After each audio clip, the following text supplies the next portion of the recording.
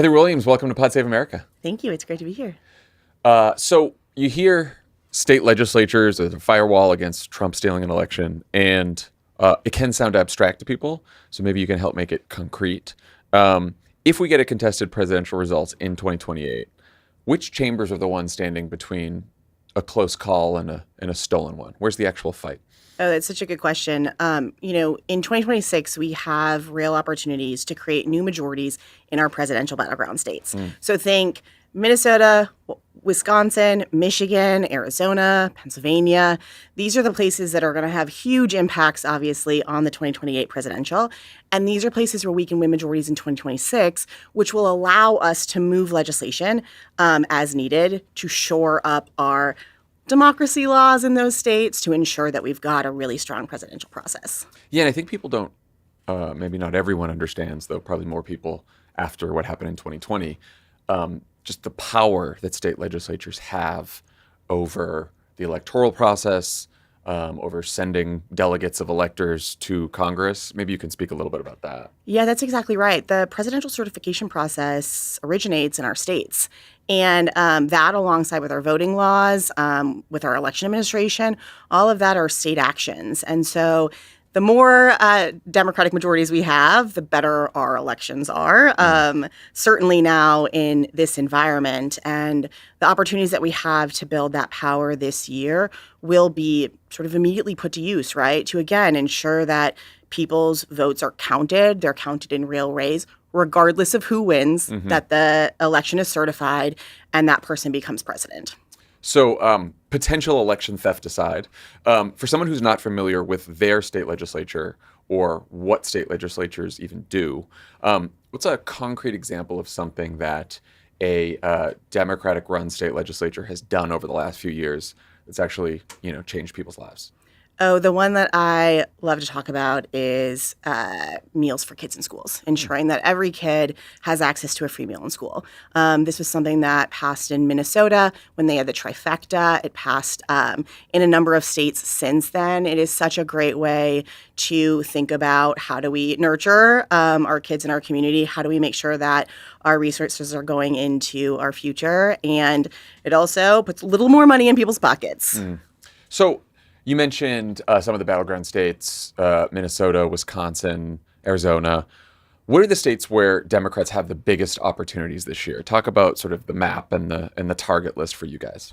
Yeah, so we think about the map of opportunities in building power in the states. And what that means for us is that we are looking at everything from how do we put Democrats in the negotiating room by breaking the Republican power of a supermajority, to how do we make sure that our Democratic governors in states where their legislature is Republican have the veto pen, and how do we, of course, create new majorities, trifectas, for the future. So those places that we can create these new majorities, these new trifectas, really are centered in those presidential battlegrounds. Again, Minnesota, Wisconsin, Michigan, Arizona, winning just 19 seats in those states will build 6 new majorities and 4 new trifectas. Wow. It's amazing, right? 19 seats. And that's where the core fight is going to be. But I think it's important to also mention, right, that thinking about how do we build power for the long term, how do we start building back Democrats, particularly in the South, where that break of a Republican supermajority puts Democrats in that negotiating room. It gives them a little more power. It gives them, more access to voters, to constituents, and allows them to build back for the future, because we know post-2030 that the census comes, reapportionment happens, and we've got congressional districts that are growing in the South. Yeah, so this is something I think about all the time now, is you have all the opportunities for 2026. There's so many states now where Republicans have taken power in a state legislature and then gerrymandered the state legislature to such a degree that it's almost impossible for Democrats to make any ground. And I think about Wisconsin as an example. I remember when Ben Wickler was the party chair there, and he would talk about how it's just really difficult because you can elect a Democratic governor, but they have gerrymandered the legislature so badly that they can't. And ultimately, what fixed Wisconsin was state Supreme Court elections. So in states where Republicans have gerrymandered the legislature, What is the strategy there, and how do we make headway in some of those legislatures that are really gerrymandered? Your Wisconsin example is great, right?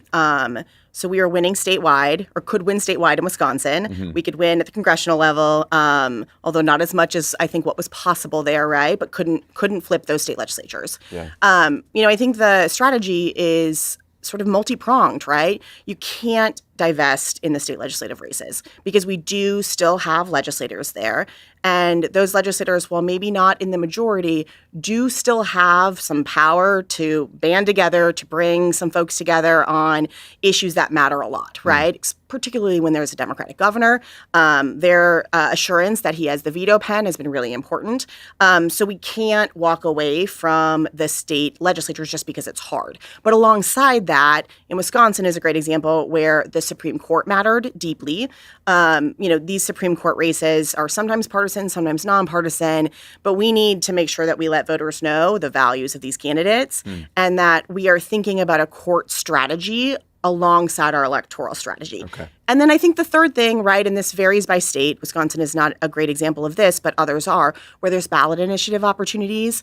That is another way in Michigan, right? We've got a people, not politicians process that put a nonpartisan commission in Michigan that has incredibly competitive legislative seats and chambers. And those are sort of the three anchor ways that I think that you really start to build back. One thing that surprised me is I assumed one reason Democrats have been at a disadvantage is because Republicans outspent us on the state legislative level. But in 2024, the Democratic side outspent the RSLC, the Republican counterpart to you guys, roughly 175 million to 49 million, a little better than 3-1. Still lost the Minnesota trifecta in the Michigan House. So if beyond money, what are some of the biggest challenges that the party has faced at the state level? The attention battle, right?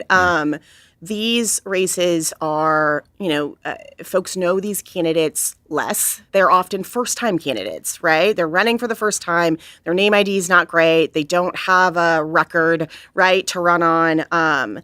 And that attention fight is really important. And I think the thing, when you couple the attention with the money and you think about these battleground states, we have competitive races up the whole ballot. So when you think about a low name ID candidate that's running for state legislature but has a great story to tell, competing for people's time and brain space in the election season is really hard. So I think, as much as we can run as tickets, as much as we can support in coordinated campaigns and other statewide efforts, what is happening at our local races, it's really important. That's also going to be an issue of sort of the hollowing out of local news and the disappearance of local news, because if you're reading about politics now, you're reading about national politics. And if you're reading about national politics, you're reading about presidential level, maybe congressional level, but probably not much about your state That level. is exactly right. I imagine that in that situation, the ground game field probably has to be even more critical than even sort of the media strategy. Yes, the direct voter contact by the candidates is the most important thing that these races do. These candidates, these districts are small enough in most cases where the candidate can knock the door of every voter in their district. They still live in their districts. So they're going to the grocery store and drop off and to the library and, everywhere else alongside voters and constituents. And they are sort of never off duty. And that means that their muscle of communicating and talking about the things they care about, what they believe in, why they're running for office, what's happening nationally and how they put it in their own words. That's happening all the time, and they're building that muscle. I think we call it now they're authentic communicators, but truly, they're just normal people who are having conversations with their neighbors. So the recruitment numbers are really impressive. In Minnesota, I think you guys have filled every district. Kansas has the biggest slate in 30 years. Question I had, how does the recruiting pitch go for a candidate who lives in a district where Republicans routinely win by 20 to 30 points? Because that is getting people to run for office in the first place, difficult. Getting people to run for office in a place where the climb is very steep, I imagine that's even harder. It is. This is the thing that I was most nervous about this cycle was, coming out of 2024, starting this year off, how are we going to get people to run for office. Yeah. And then, of course, we had the horrific assassination of Speaker Hortman in Minnesota. Another reminder, right, of how difficult it is to run for office. It didn't come true. Like, people were really excited to run for office. And I think, we work hard to make sure that candidates across the country have some level of tools and sort of toolkits, right, to run for office. But I think what we've seen is our ability at this ballot level to connect with voters in all kinds of communities this year and win elections.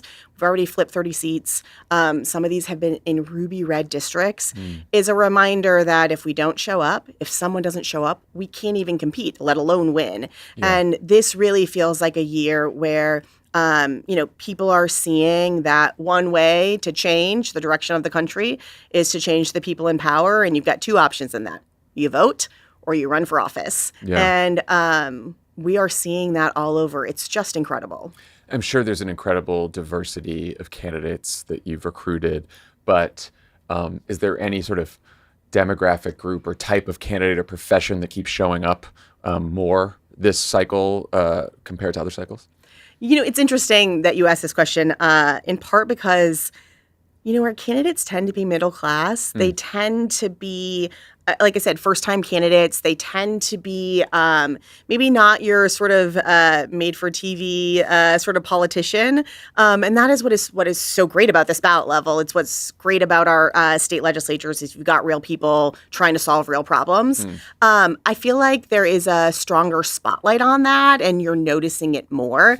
It feels just different than what you stereotypically have seen in sort of national politics. Student council president. Exactly. To law school. Yes, lawyer. Right, lawyer, right, yeah. Exactly. And I think that the value of these candidates is their ability to say, I get what you're dealing with. Here's my story and how I'm dealing with it and how it's challenging for me. This is my own personal antidote of what is happening here, but I get it. I hear you. And we may have slightly different views of how this can come together, but we can talk about it. And I think, that is really what we're seeing in these candidates. It's great. Obviously, the Democratic Party's sort of national favorability rating is in the basement. And yet state legislative Democrats routinely run ahead of the national party brand. What are your candidates doing that the national party can't seem to do? These candidates are community organizing, right? They are still talking about the thing that's happening in your backyard. And, if you talk to someone who has been in office in the state legislature, you will hear them say, they are problem solvers on behalf of their community. They are connecting constituents with federal agencies that are solving their problem. They're trying to get their trash can that, had gone missing and they hadn't been able to get it back. They are able to take these big policies. I like to use the infrastructure bill as an example and break it down into community impact. The infrastructure bill, what does it mean for our community? It means that this road is going to be fixed and 20 minutes is going to be cut off your commute time. You're going to have 40 minutes a day back in your life to do whatever it is that you want to do. That ability to really localize the national issues is really the art form of this ballot level. Everything is about your neighbor. And as much as we are a country divided, people still care a lot about their communities and their neighbors. And that is what separates things. For the person listening right now who's surrounded by Trumpy neighbors and is sure Democrats have no shot where they live, what do you say to that person? What should they do?